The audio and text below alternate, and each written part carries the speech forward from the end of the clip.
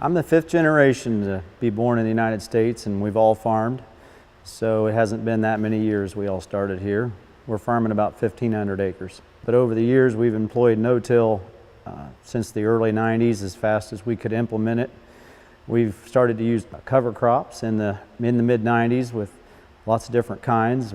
We utilize the newest genetics with herbicide tolerances in order to lower the amount of pesticides that are entering the environment. We've grid sampled all the acres that we farm, and that's just a term for we've cut up our farms into small patches and sampled those individually for nutrient levels so that we're not making just a broad application of nutrients anymore.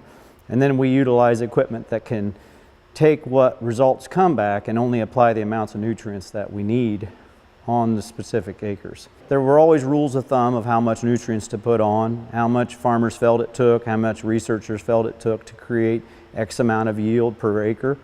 And so then we have varying years. We have terrible droughts in 2012. We have tremendous crops in 2013.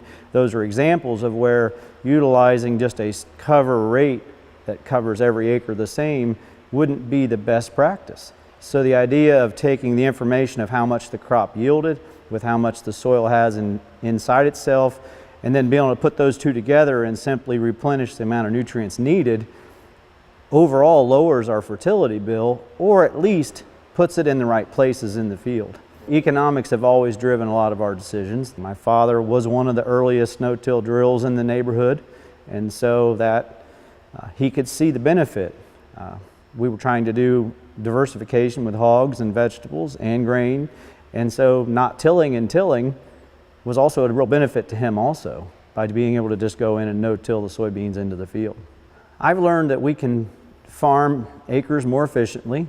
I've learned that I can utilize less nutrients. I've learned I can utilize the best herbicide, pesticide practices and manage my crops well.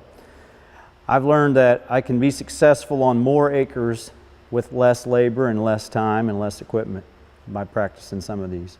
Well, overall, it affects the bottom line. Every year that we can accomplish and make a little bit more, we can grow the business, ensure a future for my children, and hopefully make the land better than what it was even when we got a hold of it.